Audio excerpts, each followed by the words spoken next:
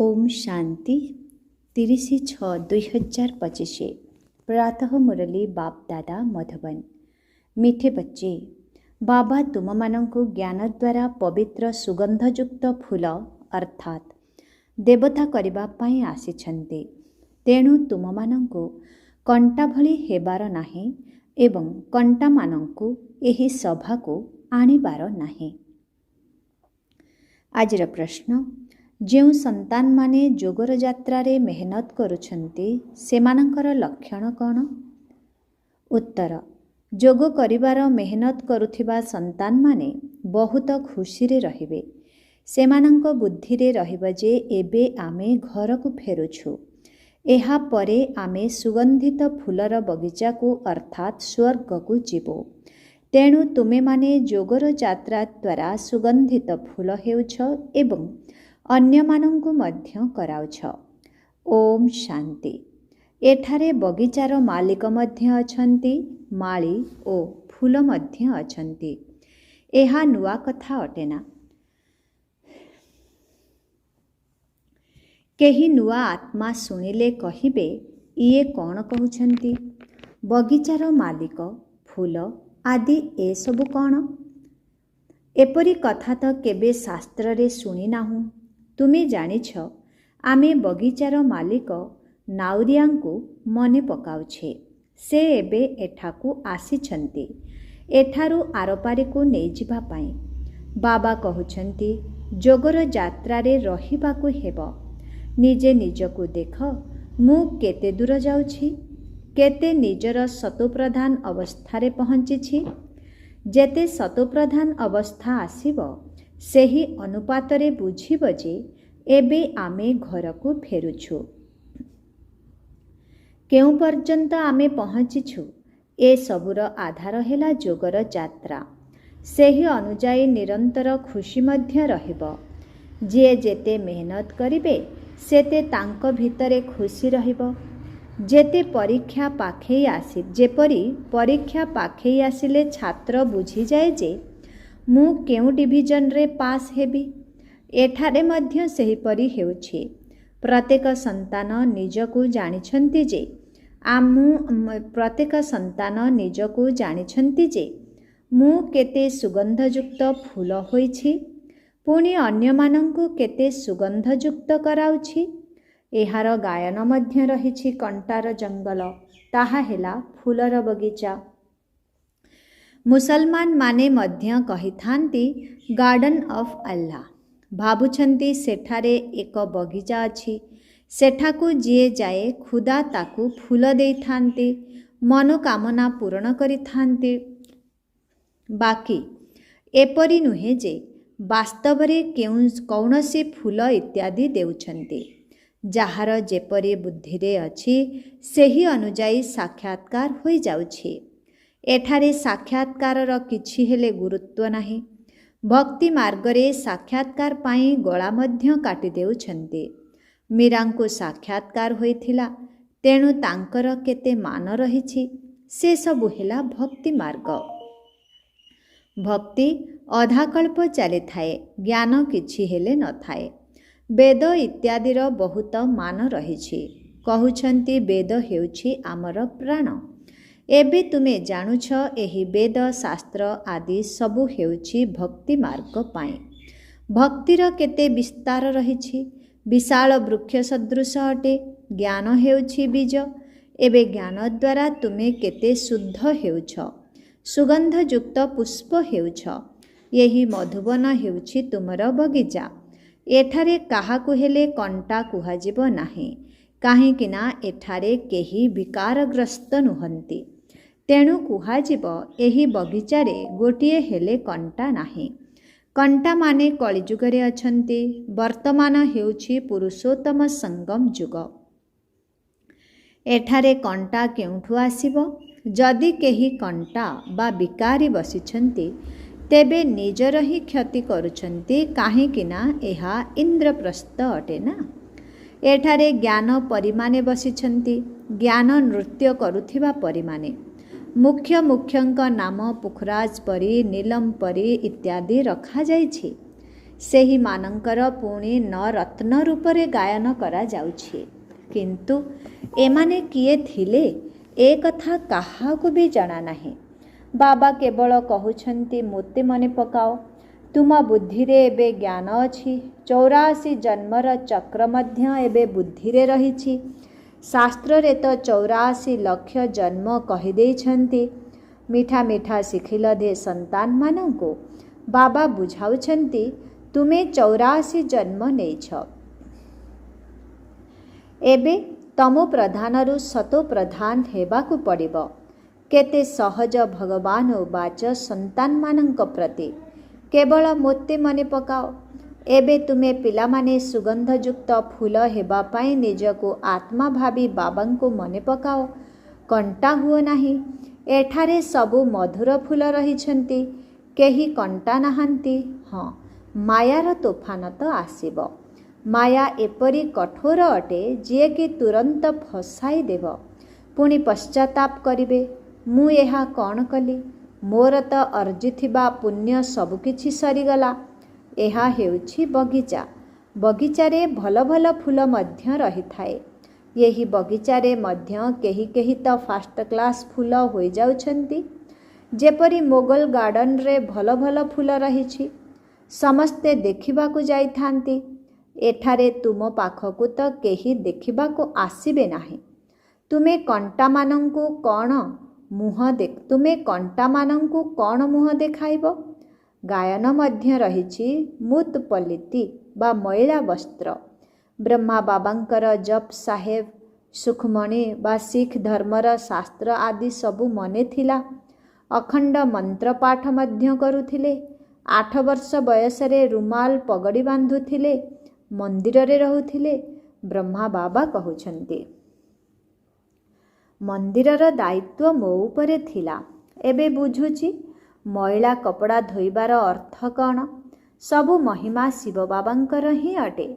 ଏବେ ସନ୍ତାନମାନଙ୍କୁ ବାବା ଆସି ବୁଝାଉଛନ୍ତି, କହୁଛନ୍ତି ଭଲ ଭଲ ଫୁଲ ଅର୍ଥାତ୍ ଆତ୍ମାମାନଙ୍କୁ ଆଣ। ଯିଏ ଭଲ ଫୁଲ ଆଣିବେ ସେମାନଙ୍କୁ ଭଲ ଫୁଲରେ ଗଣାଯିବ। ସମସ୍ତେ କହୁଛନ୍ତି ଆମେ ଲକ୍ଷ୍ମୀ ନାରାୟଣ ହେବୁ, ତେଣୁ ସେମାନେ ନିଶ୍ଚିତ ଗୋଲାପ ଫୁଲ ହୋଇଗଲେ। ବାବା କହୁଛନ୍ତି ଆଚ୍ଛା, ତୁମମାନଙ୍କ ମୁଖରେ ଗୋଲାପ। ଏବେ ପୁରୁଷାର୍ଥ କରି ସର୍ବଦା ଗୋଲାପ ଫୁଲ ହୁଅ। ଅନେକ ସନ୍ତାନ ଅଛନ୍ତି, ପ୍ରଜା ତ ବହୁତ ହେଉଛନ୍ତି। ସେଠାରେ ରାଜା ରାଣୀ ଏବଂ ପ୍ରଜା ରହିବେ। ସତ୍ୟଯୁଗରେ ମନ୍ତ୍ରୀ ରହିବେ ନାହିଁ, କାହିଁକିନା ରାଜାଙ୍କର ରାଜ୍ୟ ପରିଚାଳନା କରିବାର ଶକ୍ତି ଥାଏ। ମନ୍ତ୍ରୀମାନଙ୍କଠାରୁ ମତ ନେବାର ଆବଶ୍ୟକତା ନଥାଏ, ନଚେତ୍ ପରାମର୍ଶଦାତା ବଡ଼ ହୋଇଯିବେ। ସେଠାରେ ଭଗବାନ ଭଗବତୀଙ୍କ ଅନ୍ୟଠାରୁ ମତ ନେବାର ଆବଶ୍ୟକତା ନାହିଁ। ପତିତ ହେଲେ ମନ୍ତ୍ରୀର ଆବଶ୍ୟକତା ପଡ଼ିଥାଏ। ଭାରତର ହିଁ କଥା, ଅନ୍ୟ କୌଣସି ଖଣ୍ଡ ନାହିଁ ଯେଉଁଠି ରାଜାମାନେ ରାଜାମାନଙ୍କ ପାଖରେ ମୁଣ୍ଡ ନୁଆଉଥିବେ। ଏଠାରେ ହିଁ ଦେଖାଇ ଦିଆଯାଉଛି ଜ୍ଞାନ ମାର୍ଗରେ ପୂଜ୍ୟ, ଅଜ୍ଞାନ ମାର୍ଗରେ ପୂଜାରୀ। ସେମାନେ 2 ମୁକୁଟଧାରୀ, ଏମାନେ 1 ମୁକୁଟଧାରୀ। ଭାରତ ପରି ପବିତ୍ର ଖଣ୍ଡ ଆଉ କେଉଁଠାରେ ନାହିଁ। ପାରାଡାଇଜ୍ ବହିସ୍ଥ ଥିଲା, ତୁମେ ସେଥିପାଇଁ ହିଁ ପଢ଼ୁଛ। ଏବେ ତୁମକୁ ଫୁଲ ହେବାକୁ ପଡ଼ିବ। ମାଲିକ ଆସିଛନ୍ତି, ମାଳି ମଧ୍ୟ ଅଛନ୍ତି। ମାଳି କ୍ରମାନୁସାରେ ହୋଇଥାନ୍ତି। ପିଲାମାନେ ମଧ୍ୟ ବୁଝୁଛନ୍ତି ଯେ ଏହା ହେଉଛି ବଗିଚା। ଏଠାରେ କଣ୍ଟା ନାହାନ୍ତି, କଣ୍ଟା ଦୁଃଖ ଦେଇଥାନ୍ତି। ବାବା ତ କାହାକୁ ଦୁଃଖ ଦେଉନାହାନ୍ତି। ସେ ହେଉଛନ୍ତି ଦୁଃଖ ହର୍ତ୍ତା, ସୁଖ କର୍ତ୍ତା। କେତେ ମିଠା ବାବା ଅଟନ୍ତି। ତୁମର ବାବାଙ୍କ ପ୍ରତି ସ୍ନେହ ରହିଛି। ବାବା ମଧ୍ୟ ପିଲାମାନଙ୍କୁ ସ୍ନେହ କରୁଛନ୍ତି ନା? ଏହା ହେଉଛି ପାଠପଢ଼ା। ବାବା କହୁଛନ୍ତି ମୁଁ ତୁମକୁ ସାକାରରେ ପଢ଼ାଉଛି। ଇଏ ମଧ୍ୟ ପଢ଼ୁଛନ୍ତି। ନିଜେ ପଢ଼ି ପୁଣି ଅନ୍ୟକୁ ପଢ଼ାଇଲେ ଅନ୍ୟମାନେ ମଧ୍ୟ କଣ୍ଟାରୁ ଫୁଲ ହେବେ। ଭାରତ ମହାଦାନୀ ବୋଲି ଗାୟନ ରହିଛି, କାହିଁକିନା ଏବେ ତୁମେ ମହାଦାନୀ ହେଉଛ। ଅବିନାଶୀ ଜ୍ଞାନରତ୍ନର ତୁମେ ଦାନ କରୁଛ। ବାବା ବୁଝାଉଛନ୍ତି ଆତ୍ମା ହିଁ ରୂପ ବସନ୍ତ ଅର୍ଥାତ୍ ଯୋଗୀ ଏବଂ ଜ୍ଞାନୀ ଅଟେ। ବାବା ମଧ୍ୟ ରୂପ ବସନ୍ତ ଅଟନ୍ତି। ତାଙ୍କ ପାଖରେ ସମସ୍ତ ଜ୍ଞାନ ରହିଛି। ଜ୍ଞାନର ସାଗର ହେଉଛନ୍ତି ପରମ ପିତା ପରମାତ୍ମା। ସେ ଅଧିକାରୀ ଅଟନ୍ତି ନା? ଜ୍ଞାନର ସାଗର ଏକମାତ୍ର ବାବା ହିଁ ଅଟନ୍ତି। ସେଥିପାଇଁ ଗାୟନ ରହିଛି, ସାରା ସମୁଦ୍ରକୁ ସ୍ୟାହି କର, ତେବେ ମଧ୍ୟ ମହିମା ସରିବ ନାହିଁ। ପୁଣି 1 ସେକେଣ୍ଡରେ ଜୀବନ ମୁକ୍ତିର ମଧ୍ୟ ଗାୟନ ରହିଛି। ତୁମ ପାଖରେ କୌଣସି ଶାସ୍ତ୍ର ଆଦି ନାହିଁ। ଭକ୍ତି ମାର୍ଗରେ କୌଣସି ପଣ୍ଡିତଙ୍କ ପାଖକୁ ଗଲେ ଭାବିଥାନ୍ତି ଯେ ଏହି ପଣ୍ଡିତ ବହୁତ ବିଜ୍ଞ ଅଟନ୍ତି। ଇଏ ସବୁ ବେଦଶାସ୍ତ୍ରକୁ ମୁଖସ୍ଥ କରିଛନ୍ତି। ପୁଣି ଜ୍ଞାନର ସଂସ୍କାର ନେଇ ପୁନର୍ଜନ୍ମରେ ମଧ୍ୟ ଛୋଟ ବୟସରୁ ହିଁ ଶାସ୍ତ୍ର ଇତ୍ୟାଦି ଅଧ୍ୟୟନ କରିଥାନ୍ତି। ତୁମେ ସଂସ୍କାର ନେଇଯାଉନାହଁ, ତୁମେ ପାଠପଢ଼ାର ଫଳାଫଳ ନେଇଯାଉଛ। ତୁମର ପାଠପଢ଼ା ଶେଷ ହେଲେ ଫଳାଫଳ ବାହାରିବ ଏବଂ ସେହି ଅନୁସାରେ ପଦ ପାଇବ। ଜ୍ଞାନ କ'ଣ ସାଥିରେ ନେଇଯିବ କି? ଜ୍ଞାନ କ'ଣ ସାଥିରେ ନେଇଯିବ କି? ସେଠାରେ କାହାକୁ ତ ଜ୍ଞାନ ଶୁଣାଇବାର ନାହିଁ। ଏଠାରେ ତ ତୁମର ପାଠପଢ଼ା ଚାଲିଛି। ଯାହାର ପ୍ରାରବ୍ଧ ନୂଆ ଦୁନିଆରେ ମିଳିବ। ତୁମମାନଙ୍କୁ ବାବା ବୁଝାଉଛନ୍ତି, ମାୟା ମଧ୍ୟ କିଛି କମ୍ ଶକ୍ତିବାନ ନୁହେଁ। ମାୟାର ଶକ୍ତି ଅଛି ଦୁର୍ଗତିକୁ ନେଇଯିବା ପାଇଁ। ତେବେ ତାର କ'ଣ ମହିମା କରାଯିବ କି? ସେ ତ ଦୁଃଖ ଦେବାରେ ଶକ୍ତିମାନ ଅଟେ ନା? ବାବା ସୁଖ ଦେବାରେ ଶକ୍ତିମାନ ହୋଇଥିବାରୁ ତାଙ୍କର ଗାୟନ ରହିଛି। ଏହିପରି ମଧ୍ୟ ଡ୍ରାମା ତିଆରି ହୋଇଛି। ତୁମେ ସୁଖ ଓ ଦୁଃଖ ଉଭୟ ଭୋଗ କରୁଛ। ହାର ଏବଂ ଜିତ୍ କାହାର ହେଉଛି ଏହା ମଧ୍ୟ ଜଣାଯିବା ଉଚିତ ନା? ବାବା ମଧ୍ୟ ଭାରତକୁ ହିଁ ଆସୁଛନ୍ତି। ଜୟନ୍ତୀ ମଧ୍ୟ ଭାରତରେ ହିଁ ପାଳନ ହେଉଛି। ଏ କଥା କାହାକୁ ବି ଜଣା ନାହିଁ ଯେ ଶିବ ବାବା କେବେ ଆସିଲେ, କ'ଣ ଆସି କରିଥିଲେ। ଚିହ୍ନ ବର୍ଣ୍ଣ ହିଁ ହଜେଇ ଦେଇଛନ୍ତି। ବାବାଙ୍କର ସନ୍ତାନ କୃଷ୍ଣଙ୍କର ନାମ ଲେଖିଦେଇଛନ୍ତି। ବାସ୍ତବରେ ଶିବ ବାବାଙ୍କର ଏବଂ କୃଷ୍ଣଙ୍କର ମହିମା ଅଲଗା ଅଲଗା ଅଟେ। ସେ ନିରାକାର, ଇଏ ସାକାର। କୃଷ୍ଣଙ୍କର ମହିମା ସର୍ବଗୁଣ ସମ୍ପନ୍ନ। ଶିବ ବାବାଙ୍କର ଏପରି ମହିମା କରାଯିବ ନାହିଁ। ଯାହା ପାଖରେ ଗୁଣ ଅଛି ତେବେ ତାଙ୍କର ଅବଗୁଣ ମଧ୍ୟ ଥିବ। ସେଥିପାଇଁ ବାବାଙ୍କର ମହିମା ହିଁ ଅଲଗା ଅଟେ। ବାବାଙ୍କୁ ଅକାଳ ମୂର୍ତ୍ତ କହୁଛନ୍ତି ନା? ଆମେ ମଧ୍ୟ ଅକାଳ ମୂରତ ଅଟୁ। ଆତ୍ମାକୁ କାଳ ଖାଇପାରିବ ନାହିଁ। ଆତ୍ମା ଅକାଳ ମୂରତର ଇଏ ଶରୀରର ଭ୍ରୁକୁଟି ସିଂହାସନ ଅଟେ। ଆମର ବାବା ମଧ୍ୟ ଅକାଳ ମୂରତ ଅଟନ୍ତି। କାଳ ଶରୀରକୁ ହିଁ ଖାଇଥାଏ। ଏଠାକୁ ଅକାଳ ମୂରତ ବାବାଙ୍କୁ ଡାକୁଛନ୍ତି। ସତ୍ୟ ଯୁଗରେ ଡାକିବେ ନାହିଁ, କାହିଁକି ନା ସେଠାରେ ତ ସୁଖ ହିଁ ସୁଖ ରହିବ। ସେଥିପାଇଁ ଗାୟନ ମଧ୍ୟ କରୁଛନ୍ତି। ଦୁଃଖରେ ସମସ୍ତେ ସ୍ମରଣ କରନ୍ତି, ସୁଖରେ ବାବାଙ୍କୁ କେହି ସ୍ମରଣ କରନ୍ତି ନାହିଁ। ଏବେ ରାବଣ ରାଜ୍ୟରେ କେତେ ଦୁଃଖ ରହିଛି। ବାବା ତ ସ୍ୱର୍ଗର ମାଲିକ କରାଉଛନ୍ତି। ତେଣୁ ଅଧାକଳ୍ପ କେହି ସେଠାରେ ଡାକିବେ ନାହିଁ। ଯେପରି ଲୌକିକ ପିତା ସନ୍ତାନକୁ ପାଳି ପୋଷି ସମ୍ପତ୍ତି ଦେଇ ନିଜେ ବାନପ୍ରସ୍ଥୀ ହୋଇଥାନ୍ତି। ସବୁକିଛି ପିଲାମାନଙ୍କୁ ଦେଇ କହନ୍ତି, ଏବେ ମୁଁ ସତ୍ସଙ୍ଗକୁ ଯାଉଛି, କିଛି ଖାଇବାକୁ ପଠାଉଥିବ।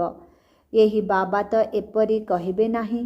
ଇଏ ତ କହୁଛନ୍ତି, ମିଠା ମିଠା ସନ୍ତାନମାନେ, ମୁଁ ତୁମକୁ ବିଶ୍ୱର ବାଦଶାହୀ ଦେଇ ବାନପ୍ରସ୍ଥକୁ ଚାଲିଯିବି। ମୁଁ କ'ଣ କେବେ କହିବି ଯେ ଖାଇବା ପାଇଁ ପଠାଇବ? ଲୌକିକ ସନ୍ତାନମାନଙ୍କର ତ କର୍ତ୍ତବ୍ୟ ହେଉଛି ପିତାଙ୍କର ଦାୟିତ୍ୱ ନେବା, ନଚେତ୍ ଖାଇବେ କିପରି? ଏହି ବାବା ତ କହୁଛନ୍ତି, ମୁଁ ନିଷ୍କାମ ସେବାଧାରୀ ଅଟେ। ମନୁଷ୍ୟ କେବେ ନିଷ୍କାମ ହୋଇପାରିବେ ନାହିଁ। ଖାଇବାକୁ ନ ପାଇଲେ ଭୋକରେ ମରିଯିବେ। ମୁଁ ଭୋକରେ ମରିବି ନାହିଁ। ମୁଁ ତ ଅଭୋକ୍ତା ଅଟେ। ତୁମକୁ ବିଶ୍ୱର ବାଦଶାହୀ ଦେଇ ମୁଁ ଯାଇ ବିଶ୍ରାମ କରିଥାଏ। ପୁଣି ମୋର ପାଠ ବନ୍ଦ ହୋଇଯାଏ। ପୁଣି ଭକ୍ତି ମାର୍ଗରେ ଆରମ୍ଭ ହୋଇଥାଏ। ଏହିପରି ଅନାଦି ଡ୍ରାମା ତିଆରି ହୋଇଛି, ଯେଉଁ ରହସ୍ୟ ବାବା ବସି ବୁଝାଉଛନ୍ତି। ବାସ୍ତବରେ ତୁମର ପାଠ ସବୁଠାରୁ ଅଧିକ। ତେଣୁ ଲାଭ ମଧ୍ୟ ତୁମକୁ ମିଳିବା ଦରକାର। ମୁଁ ଯେତେବେଳେ ଆରାମ କରିଥାଏ, ତୁମେ ସେତେବେଳେ ବ୍ରହ୍ମାଣ୍ଡର ମାଲିକ ବି ହୋଇଥାଅ। ପୁଣି ବିଶ୍ୱର ମାଲିକ ମଧ୍ୟ ହୋଇଥାଅ। ତୁମର ଖୁବ୍ ପ୍ରସିଦ୍ଧି ହୋଇଥାଏ। ଏହି ଡ୍ରାମାର ରହସ୍ୟ ମଧ୍ୟ ତୁମେ ଜାଣିଛ। ତୁମେ ହେଉଛ ଜ୍ଞାନର ଫୁଲ। ଦୁନିଆରେ ଜଣେ ହେଲେ କେହି ଏପରି ନାହାନ୍ତି। ରାତି ଦିନର ଫରକ ରହିଛି। ସେମାନେ ରାତିରେ ଅଛନ୍ତି, ତୁମେ ଦିନକୁ ଯାଉଛ। ଆଜିକାଲି ଦେଖ ବନ ଉତ୍ସବ କରୁଛନ୍ତି। ଏବେ ଭଗବାନ ମନୁଷ୍ୟମାନଙ୍କର ବନୋତ୍ସବ କରୁଛନ୍ତି, ଅର୍ଥାତ୍ ଦୈବୀ ଦୁନିଆର ଚାରା ଲଗାଉଛନ୍ତି। ବାବା ଦେଖ କିପରି ଚମତ୍କାର କରୁଛନ୍ତି, ଯାହାଦ୍ୱାରା ମନୁଷ୍ୟରୁ ଦେବତା, ରଙ୍କରୁ ରାଜା କରିଦେଉଛନ୍ତି। ଏବେ ବେହଦର ବାବାଙ୍କ ଠାରୁ ତୁମେ ସଉଦା ନେବାକୁ ଆସିଛ। କହୁଛ, ବାବା ଆମକୁ ରଙ୍କରୁ ରାଜା କର। ଇଏ ତ ବହୁତ ଭଲ ଗ୍ରାହକ ଅଟନ୍ତି। ଶିବ ବାବାଙ୍କୁ ତୁମେ କହୁଛ ଦୁଃଖ ହର୍ତ୍ତା ସୁଖ କର୍ତ୍ତା। ଏପରି ଦାନ ଆଉ କିଛି ନାହିଁ। ସେ ହେଉଛନ୍ତି ସୁଖଦାତା। ବାବା କହୁଛନ୍ତି ଭକ୍ତି ମାର୍ଗରେ ମଧ୍ୟ ମୁଁ ତୁମକୁ ଦେଉଛି। ସାକ୍ଷାତକାର ଇତ୍ୟାଦି ସବୁ ଡ୍ରାମାରେ ନିର୍ଦ୍ଧାର୍ଯ୍ୟ ହୋଇ ରହିଛି। ଏବେ ବାବା ବସି ବୁଝାଉଛନ୍ତି ମୁଁ କ'ଣ କ'ଣ କରୁଛି। ଆଗକୁ ମଧ୍ୟ ବୁଝାଇ ଚାଲିଥିବି। ଶେଷରେ ତୁମେ କ୍ରମାନୁସାରେ କର୍ମାତୀତ ଅବସ୍ଥାକୁ ପ୍ରାପ୍ତ କରିବ। ଏସବୁ ଡ୍ରାମାରେ ନିର୍ଦ୍ଧାର୍ଯ୍ୟ ହୋଇ ରହିଛି। ତଥାପି ମଧ୍ୟ ପୁରୁଷାର୍ଥ କରାଯାଉଛି। ବାବାଙ୍କୁ ମନେ ପକାଅ। ବାସ୍ତବରେ ଏହା ମହାଭାରତ ଲଢ଼େଇ ଅଟେ।